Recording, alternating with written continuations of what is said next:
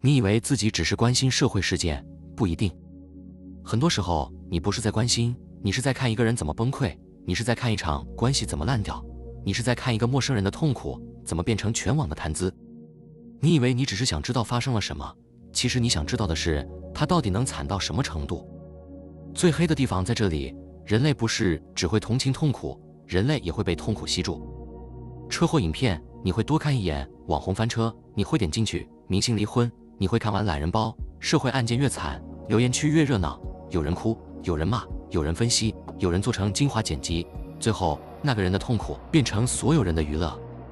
这期看完，你会发现，你不是单纯爱看热闹，你也不是天生冷血，而是你的大脑、你的群体本能、你的比较心理，还有平台算法，正在一起把别人的痛苦变成一种你停不下来的东西。不是因为你坏，而是因为人类本来就很容易把别人的灾难拿来安放自己的不安。欢迎回来，我是瑞。今天我们拆一个几乎所有人都参与过，但很少有人愿意承认的东西：灾难娱乐化。为什么人类越看痛苦越停不下来？第一层，你不是在关心，你是被痛苦吸住了。先讲一个很残酷的事实：人类的大脑对坏消息的反应通常比好消息更强。心理学里有个很常见的概念叫负面偏误 （negativity bias）， 意思是坏的东西往往比好的东西更容易抓住注意力。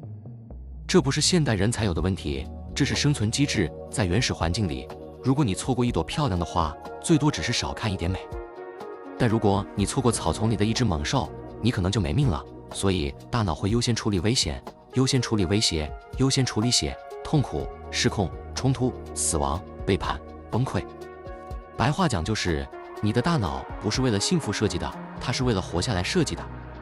所以当你滑到一个灾难新闻、一个车祸画面、一个人崩溃大哭的影片，你的大脑会先亮起来。他会说，等一下，这可能很重要，这可能跟危险有关，这可能是我需要知道的事。但现代社会最黑的地方是，很多危险其实已经不需要你处理了。你看到车祸影片，你不在现场；你看到社会案件，你就不了当事人；你看到别人崩溃，你也没有真的参与他的生活。可是你的大脑不知道，它只知道危险讯号出现了，看下去。于是你停住，点开，看评论，找后续。你看第二支、第三支，懒人包、时间线、网友分析、当事人过去黑料。你以为你在了解真相，但很多时候你只是被危险感勾住了。这就是为什么灾难内容这么容易传播，因为它不是先说服你，它是先抓住你的神经系统。例子，车祸影片为什么会让人停下来？你明明知道那种影片看了不舒服，你也知道可能会影响心情，但当标题写着最后1秒监视器曝光，事故前10秒画面流出，你还是会想点。为什么？因为那不是普通资讯，那是一种危险模拟。你的大脑想知道，它为什么会出事？现场到底发生了什么？哪一个动作导致了结果？表面上你在看别人的不幸，底层其实是大脑在做一件很古老的事，从别人的灾难里学习自己怎么不要死。这就是痛苦内容最初的吸引力，它不是娱乐，它是警报。但问题是，平台不会让警报响一下就停，平台会让它一直响。第二层，别人的痛苦为什么会让你感觉自己安全？如果灾难内容只是让人恐惧，那人应该看一次就逃。可是很多人不是逃，是越看越停不下来。为什么？因为别人的痛苦里不只有恐惧，还有一种很隐秘的安慰感。那句话你可能不会说出口，但你的身体知道，还好不是我，还好不是我家，还好我只是穷，不是被全网公审，还好我只是失恋，不是闹到所有人都知道。心理学里有一个概念叫向下比较 （downward social comparison）， 意思是，当你看到比自己更糟的人，你会短暂感觉自己没那么差。这句话很难听，但它很真实。人类不只会从成功的人身上找目标，人类也会从失败的人身上找安慰。你看到别人失业，你会紧张，但也可能有一点点庆幸；你看到别人离婚，你会唏嘘，但也可能重新觉得自己的关系还没那么烂；你看到别人被骂到崩溃，你会说好可怜，但心里也可能冒出一个声音：至少我还没到那样。这不是圣不圣母的问题，这是人类大脑在快速校准自己的处境。别人越惨，你的位置看起来就越安全；别人越失控，你的人生就显得还撑得住；别人越崩坏，你越能暂时相信我还没有坏到那里。所以很多人看灾难、看八卦，看翻车、看崩溃，不是因为他真的想解决什么，而是因为那些内容像一种止痛药，它让你短暂忘记自己的失败，它让你在别人的深渊旁边确认自己还站在地面上。最黑的是，这个确认感很容易上瘾。例子：网红翻车为什么这么好看？一个网红翻车，为什么那么多人会追？不是因为大家真的在乎真相，很多时候是因为那里面有太多心理奖励。第一，你看到一个原本高高在上的人掉下来，这会给你一种平衡感。第二，你可以站在道德高地上批判他，这会给你一种正义感。第三，你可以参与讨论、转发、补刀，这会给你一种参与感。所以翻车内容最诱人的地方，不是它有资讯量，而是它让你在别人的崩塌里偷偷拿回一点心理优势。你以为你在看真相，其实你在吃一种叫还好不是我的药。第三层，围观不是中立，它是一种群体仪式。再往下拆一层，灾难内容为什么会越滚越大？因为痛苦一旦进入群体，它就不再只是痛苦，它会变成一场仪式。一开始可能只是一个事件，一个人出事，一个家庭破裂，一个公众人物翻车，一个社会案件曝光。然后第一批人开始转发，第二批人开始愤怒，第三批人开始分析，第四批人开始做懒人包，第五批人开始剪精华，第六批人开始拍反应影片，第七批人开始炒立场。最后，原本的痛苦消失了，留下来的是流量、观点、立场、阵营和表演。社会心理学里有个东西叫群体极化，当一群想法接近的人聚在一起，他们的情绪和判断常常会变得比原本更极端。所以一个事件刚出来时，大家可能只是震惊，但讨论越久，情绪越滚越大，有人开始要求惩罚，有人开始挖隐私，有人开始攻击家人，有人开始把所有没站队的人都打成同类，到最后很多人已经忘了自己一开始为什么关注。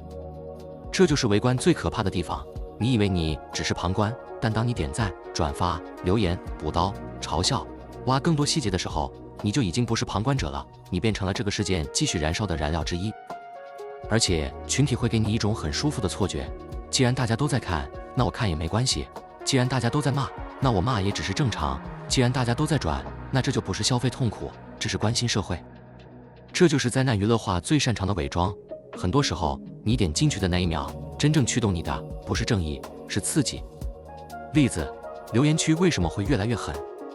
你有没有发现，很多社会事件刚发生时，留言区还会说希望平安，太可怕了，不要再转血腥画面。但过几个小时，味道就变了，开始有人问：是谁的错？为什么他会这样？有没有黑历史？家人是谁？以前有没有发过奇怪的文？他是不是早就有问题？再过一阵子，事件就会变成一种公共刑场，有人负责审判，有人负责围观，有人负责笑，有人负责把尸体翻面，再检查一遍有没有新鲜的东西可以讲。而最讽刺的是，很多人会一边说大家不要二次伤害，一边继续看下去，因为真正让人停不下来的不是同理心，是那种我正在见证某个人被拆开的刺激感。这就是群体围观最黑的部分，他会把残忍包装成关心。第四层，平台不是让你看见真相，是让你停在痛苦旁边。如果灾难娱乐化只是人性问题，那还没那么严重，真正让它变成现代怪物的是平台。平台不在乎你有没有变得更善良，平台也不在乎你有没有理解事件，平台最在乎的是你有没有停留。你停得越久，平台越成功，你越愤怒，越焦虑，越想看后续，越想刷新，平台越成功。所以算法不是在问这件事重不重要，他问的是这件事会不会让你多停30秒。如果会，他就推。如果你看完第一支又点第二支，他就知道你要什么。如果你在某个事件底下停很久，看留言，看争吵，看反转，他就会继续为你同类型内容。你以为你在追事件，其实是事件在追你。推荐系统最强的地方，不是他知道你喜欢什么，而是他会测试出你对什么最没有抵抗力。